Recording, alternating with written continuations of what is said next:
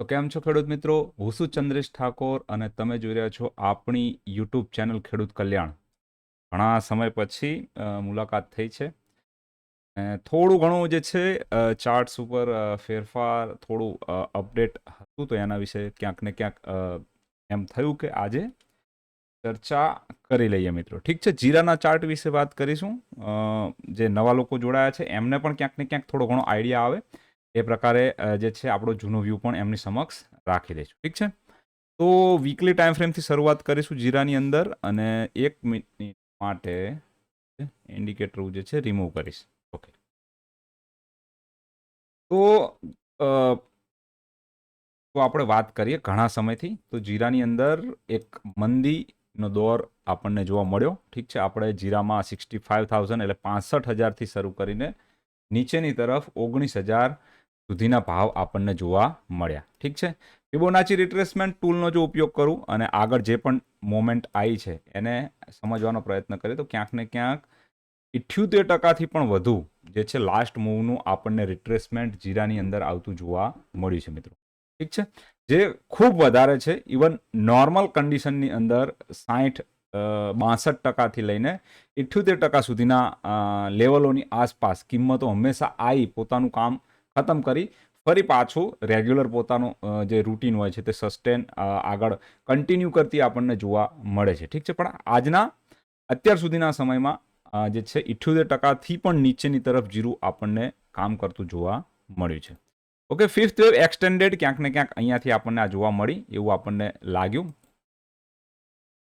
In short overall weekly time frame પર પણ જઈએ તો એની અંદર પણ આપણને ક્યાંક ને ક્યાંક આઈડિયા આવશે કે વીકલી ટાઈમ ફ્રેમના 200ની મૂવિંગ એવરેજને પણ જીરાએ નીચેની તરફ બ્રેક કરી અને મંથલી ટાઈમ ફ્રેમની 200ની મૂવિંગ એવરેજ કે જે મેં વાત કરી હતી 18,500ની આસપાસ, જે માણસો આપણી સાથે, જે લોકો આપણી સાથે જૂના જોડાયેલા છે એમને પણ હું કહેતો હતો જો અહીંયાથી નીચેની તરફ આવશે તો પછી બની શકે છે 19,000ના લેવલ તરફ, 18,500ના લેવલ તરફ ક્યાંક ને ક્યાંક જીરાની કિંમતો આવતી જોવા મળશે. ઠીક છે, આ હાલ સુધીમાં જે પણ કાંઈ પણ બનાવ બન્યો એના વિશેની આપણે વાતચીત જીરામાં કરી. હવે નેક્સ્ટ આગળ શું થઈ શકે છે? ઠીક છે, ડેલી ટાઈમ ફ્રેમ ઉપર આપણે જઈશું અને આ મૂવિંગ એવરેજને જે છે થોડા સમય માટે હું રિમૂવ કરીશ અથવા એને ઇનબિલ્ડ પણ રાખું તો પાસ્ટ નું પરફોર્મન્સ જોયા પ્રમાણે ક્યાંક ને ક્યાંક પોસિબિલિટી છે કે જીરાની કિંમતો એક વખત ઉપરની તરફ આ 200ની મૂવિંગ એવરેજ એટલે 21,100 21,200ની આસપાસ આવે અને અહીંયા ફરી પાછળ ટાઈમ ઝોન જે છે થોડો ટાઈમ પાસ કરવાની કોશિશ કરે મિત્રો. ઠીક છે, કારણ નોર્મલ ઇઝી છે કે અહીંયા એક ગેટ ફોર્મેશન બનવું જરૂરી છે, એક કન્સોલિડેશન થવું જરૂરી છે કિંમતોનું. હાલાકી અહીંયા આગળ જે છે સારું એવું કન્સોલિડેશન જોવા મળ્યું છે, પણ આ કન્સોલિડેશનને આપણે ડેલી ટાઈમ ફ્રેમનું જે કરેક્શન છે એની તરીકે ના લઈ શકીએ. ઓકે,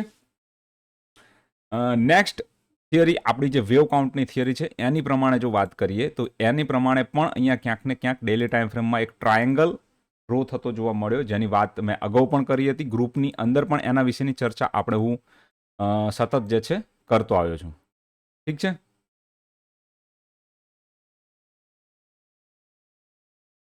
તો ટ્રાયેંગલ જે છે નોર્મલી 3 સ્ટેપની અંદર ડેવલપ થતો આપણને જોવા મળે છે. તો એ બી આ સી, ઠીક છે, ડી અને અહીંયા ઈ, આ પણ પોસિબિલિટી છે એક ટ્રાયેંગલની અંદર. તો એની અંદર પછી આ નીચેની સાઈડમાં લોઅર ઝોનમાં બ્રેકઆઉટ 3 સ્ટેપમાં, એટલે એનો મતલબ કે 1 બી સી ડી અહીંયા ઈ. ઠીક છે, આ પ્રકારની સંભાવના ખૂબ વધારે જે છે આપણને ચાર્ટ ઉપર બનતી જોવા મળી શકે છે. ઠીક છે, આની અંદર જો હજુ પણ વાત કરું આગળ નેક્સ્ટ થોડું ટેકનિકલી તો બી ડી ટ્રેન્ડ લાઇન આજે બની, એને ખૂબ રિસ્પેક્ટ આલ્યું છે કિંમતોએ. તમે એ પણ જુઓ. ઠીક છે, કે અહીંયાથી કિંમત જ્યારે પણ ઉપર જવાની કોશિશ કરીએ ટ્રેન્ડ લાઇનને સપોર્ટ કરી નીચે, ટ્રેન્ડ લાઇનને ટચ કરી નીચેની તરફ. ઠીક છે, થર્ડ ટાઈમ ટ્રેન્ડ લાઇનને ટચ કરી ફરી પાછી નીચે અને ચોથી વખત જ્યારે એની જોડે જઈ ટ્રેન્ડ લાઇનની આસપાસ છે ત્યાંથી આપણને બ્રેકઆઉટ આવતું જોવા મળ્યું અને કિંમતો ઉપરની તરફ શૂટઅપ થઈ 19,400 19,500નું લેવલ જીરાએ બ્રેક કર્યું અને બીડી ટ્રેન્ડ લાઇન બ્રેક કરી, ડીનો જે પોઈન્ટ છે એને પણ બ્રેક કર્યો અને એ પણ સમય મર્યાદા ને ધ્યાનમાં રાખી મિત્રો. ઠીક છે, તો આ પોઈન્ટને હું એક વખત માર્ક કરીશ, ડી પોઈન્ટને. અને અહીંયા તમને ટ્રાયેંગલ જો હું તમને કદાચ આ પ્રકારેનો, ઠીક છે. હવે આ તમને આની અંદર થોડું ચેન્જીસ છે. આ ન્યુટ્રલ ટ્રાયેંગલ છે. ન્યુટ્રલ ટ્રાયેંગલનો મતલબ શું થાય? ન્યુટ્રલ ટ્રાયેંગલની અંદર જે સી પોઈન્ટ છે એ અને ઈની નીચે તમને બનતો જોવા મળે છે. ઠીક છે, તો ન્યુટ્રલ ટ્રાયેંગલમાં ટ્રેન્ડ લાઇન દોરવાની પદ્ધતિ આ પ્રકારેની છે. એક જ એવો ટ્રાયેંગલ છે ન્યુટ્રલ ટ્રાયેંગલ, અને ન્યુટ્રલ ટ્રાયેંગલની અંદર મિત્રો આ થોડું ટેકનિકલ છે અને વેવ થિયરીનું એક એડવાન્સ લેવલનું એક જે છે ચેપ્ટર છે ન્યુટ્રલ ટ્રાયેંગલ વાળું. તમે યુટ્યુબમાં પણ સર્ચ મારીને એને વિશે શીખી શકો છો. તો આ સંજોગોની અંદર જો તમને વાત કરું તો આ સી પોઈન્ટ નીચે આવતો જોવા મળે છે, ડી અને ઈ આ પ્રકારનું ટ્રાયેંગલ એક ડેવલપ થાય છે. અને પછી આ જે ડી પોઈન્ટ છે એને કિંમતો ટૂંક જ સમયમાં બ્રેક કરતી જોવા મળે છે. તો એ સેમ એ પ્રકારનું કામકાજ થતું જોવા મળ્યું છે. હવે નેક્સ્ટ સ્ટેપની અંદર કદાચ જો કિંમતો અહીંયા નીચે એક વખત આ લાઇનને રીટેસ્ટ કરે તો એ સંજોગોની અંદર ગભરાવાની જરૂર નથી. એને રીટેસ્ટ કરી કિંમતો ફરી ઉપર તરફ જતી જોવા મળી શકે છે. ઠીક છે, એક વેવ થિયરી પ્રમાણે પણ આપણી જે આ સિસ્ટમેટિક રીતે જે પણ કાંઈ કામ થયું છે એને પણ થોડું ઘણું આપણને સપોર્ટ જે છે વેવ થિયરી પ્રમાણે કરતો હોય ભાવ એ પ્રમાણે નજરમાં આવી રહ્યું છે. ઠીક છે, તો આ ઓવરઓલ એક તો ગેટ ક્રોનોલોજીની વાત કરી, સેકન્ડ ટર્મની અંદર આપણે વેવ થિયરી પ્રમાણે જીરાના ભાવને સમજવાનો પ્રયત્ન કર્યો. ઠીક છે, અને ત્રીજા નંબરની અંદર પ્રાઇસ અને ટાઈમ સાથે જે એનઆરટી જે થિયરીની મને લેટેસ્ટ છે, ઠીક છે, અને જે થિયરી ખૂબ પસંદ છે મને, એના વિશે જો ચર્ચા કરીએ તો એની અંદર અહીંયાથી આપણે એને સમજવાનો પ્રયત્ન કરીશું. ઠીક છે, પ્રાઇસ અને ટાઈમ આ ઝોનની અંદર પોઝિટિવ થયો છે 19,300 19,400ની આસપાસ. ઠીક છે, હવે ફરી પાછું એ જ આપણે trend line trend line show કરીશું. તો પછી અહીંયાથી આપણે જોઈ શકીએ છીએ કે આ કિંમતો આ જગ્યા પરથી આ તમે આઈ હોપ આ હું ડ્રોઈંગ જે છે રિમૂવ કરું છું, ઓવરઓલ ઓલ ડ્રોઈંગ રિમૂવ કરું છું. ઠીક છે, ફક્ત તમને એનઆરટી થિયરી પ્રમાણે જો સમજાવવાનો પ્રયત્ન કરું તો અહીંયા આગળ એટલે કે આ ઝોનની આસપાસ જે છે આનું બ્રેકઆઉટ, આ લાઇનનું બ્રેકઆઉટ ઉપરની તરફ આવે એટલે આપણે સમય અને પ્રાઇસ બંને બાબતે પોઝિટિવ થઈ જઈએ. ઠીક છે, એકની સામે 5 એટલે સમય પોઝિટિવ થઈ ગયો અને એની સામે કિંમતોએ પણ આપણી જે છે 19,400નું લેવલ બ્રેક કર્યું. ઠીક છે, હવે નેક્સ્ટ માની લો કે તમારે એન્ટ્રી પોઈન્ટ ફાઇન્ડ કરવો છે અથવા આ વસ્તુ જે પણ છે જો કોઈ સ્ટોક હોત તો આપણે આની અંદર એન્ટ્રી કઈ રીતે ક્રિએટ કરે તો અહીંયા આગળ જે છે ફિબોનાચી રિટ્રેસમેન્ટ ટૂલ એપ્લાય કરે અને 61% લઈને 78% વચ્ચે જો ભાવ આવે એ સંજોગોની અંદર 19,000ના સ્ટોપ લોસ સાથે આ વસ્તુની અંદર આપણે લોંગ પોઝિશન બિલ્ડઅપ કરે. તો ફરીથી એક વખત એના લેવલ હું જે છે માર્ક ડાઉન કરીશ 19,615થી લઈ 19,345. ઠીક છે, 19,615 એ આ કેન્ડલનું બોટમ ઓલમોસ્ટ.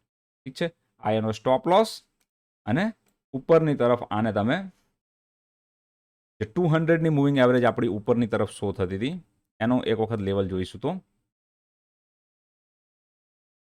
આ પ્રકાર. ઠીક છે, 21,000ની આસપાસનું. આ પ્રકારનો એક ટ્રેડ પણ જો કોઈ સ્ટોક અથવા કોઈ ક્રિપ્ટો અથવા કોઈ કોમોડિટી હોત બીજી તો એની અંદર આપણે ટ્રેડ કરી શકત. ઠીક છે, તો આ આપણને ફાઇનલી એનઆરટી થિયરી પ્રમાણે પણ આ પ્રકારનું કામકાજ થતું જોવા મળ્યું છે. ઓકે, ફોર્થ વન, ચોથું કન્ફર્મેશન ક્યાં મળ્યું છે? ઠીક છે, જે પણ કન્ફર્મેશન મને ચાર્ટ ઉપર દેખાઈ રહ્યા છે એના વિશેની હું ચર્ચા કરીશ. ઠીક છે, બાય સેલ કે તમારે શું કરવું એ તમારી રીતે જે છે ડિસિઝન લઈ શકો છો. ઠીક છે, અહીંયા આગળ પણ જુઓ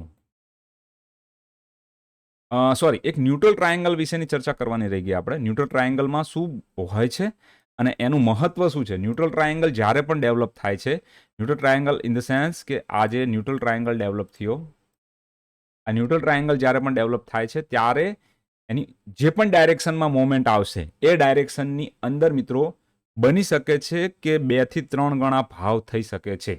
ઠીક છે, આ એની થિયરી છે. આમાં થશે નહીં થાય એમાં હું સેજ પણ તમને બાંહેધરી નથી લેતો, પણ જે થિયરી છે, જે થિયરી મેં રીડ કરી છે અને જે મને ખબર છે એના વિશેની ચર્ચા કરું છું તમને. આ ન્યુટ્રલ ટ્રાયેંગલ, બીડી ટ્રેન્ડ લાઇન, ઠીક છે, આ બી અને ડીની ટ્રેન્ડ લાઇન અને એની સાથે સાથે સી અને ઈની ટ્રેન્ડ લાઇન. આમાં સી અને ઈની નહીં લાગે કારણ કે ન્યુટ્રલ ટ્રાયેંગલ છે. નોર્મલી સી ટુ ઈ હોય છે, પણ આમાં એ ટુ ઈ લાગશે. ઠીક છે, તો આની અંદર નોર્મલી એવું જોવા મળ્યું છે. આમ તો મિત્રો જો તમને વાત કરું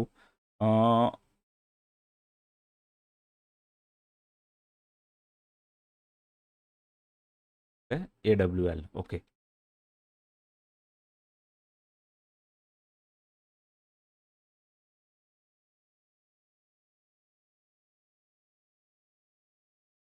ઠીક છે. તો જો આની અંદર આપણે વાત કરીએ તો નોર્મલી તમને કિંમતો આ લેવલથી ઊંચા ઝોન તરફ, હું ફિક્સ ટાર્ગેટ નથી આપતો, પણ 25ની આસપાસના પણ લેવલને રિટેસ્ટ કરતી જોવા મળી શકે છે. ઠીક છે, અને એની અંદર આ લેવલ આપણે જે છે ખૂબ મહત્વનું સાબિત થઈ શકે છે આવનારા સમયની અંદર. ઠીક છે, આ જે પણ પોઝિશન તમે લેશો એની અંદર 18,825નો સ્ટોપ લોસ ફોલો કરવો અતિ આવશ્યક છે. ઓકે, તો આ પ્રકારેનું કામકાજ જીરાની અંદર આવનારા સમયમાં થઈ શકે છે. એ સિવાય પણ એક થિયરી છે બીજી, એ સિવાય પણ એક થિયરી છે જેને આપણે બોક્સ થિયરી કહીએ છીએ. તો અહીંયા એક બોક્સ ડેવલપ થયું,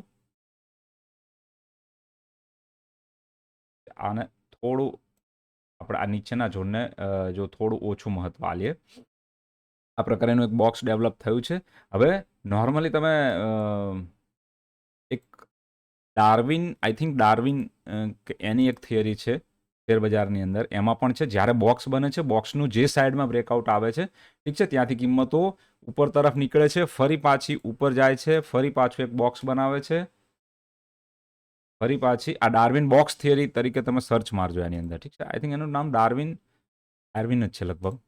ફરી પાછી કિંમતો ઉપર તરફ જાય છે, ફરી પાછી ત્યાં આગળ બોક્સ ક્રિએટ કરે. ઠીક છે, આને તમે સેમ આ વસ્તુ નેગેટિવ સાઈડમાં પણ એપ્લાય કરી શકો છો. કઈ રીતે? આ બોક્સ શું છે જે મારા સ્ટુડન્ટ છે એ સમજી ગયા છે. ઠીક છે, તો દર વખતે કિંમતો આ રીતે બિહેવ કરતી જોવા મળે છે. એક બોક્સ એક રેન્જની અંદર કામ કરે છે. અહીંયા તમે જોઈ શકો છો એને, તો અહીંયા એક પ્રકારનું બોક્સ જ આને કહી શકીએ, નાની ટાઈમ ફ્રેમમાં હશે આ, બરાબર. એક બોક્સ ડેવલપ કરે છે, પછી પાછું એનું બ્રેકઆઉટ આવે છે, પછી પાછું પ્રયત્ન કરે છે એક બોક્સ ડેવલપ કરવાની, પછી પાછી કિંમતો નીચે આવે છે, પછી પાછું ફરી એક પાછું બોક્સ ડેવલપ થાય છે. ઠીક છે, ફરી પાછી કિંમતો નીચે, અહીંયા આગળ ફરી એક બોક્સ અને એનું બ્રેકઆઉટ ઉપરની તરફ આવ્યું, ફરી પાછું એક બોક્સ, એનું બ્રેકઆઉટ નીચેની તરફ આવ્યું.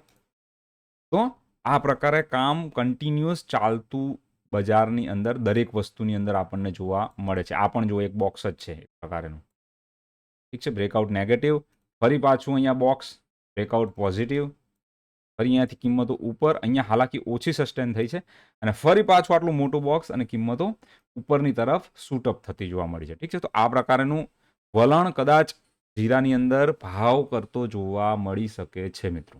ઠીક છે, ઓવરઓલ ઘણી બધી અલગ અલગ થિયરી મેં જે છે એ તમને સમજાવી, એના વિશે મેં તમને માહિતી આપી. આઈ હોપ, આશા રાખીશ વિડીયો તમને પસંદ આવ્યો હશે, અને વિડીયોને તમે લાઇક કરો, તમારા મિત્રો સાથે શેર કરો, આપણી આ યુટ્યુબ ચેનલને સબસ્ક્રાઇબ કરો. ઠીક છે, તો thank you for watching video. Thank you very much. જય હિન્દ, જય ભારત, જય જવાન, જય કિસાન ખેડૂત મિત્રો.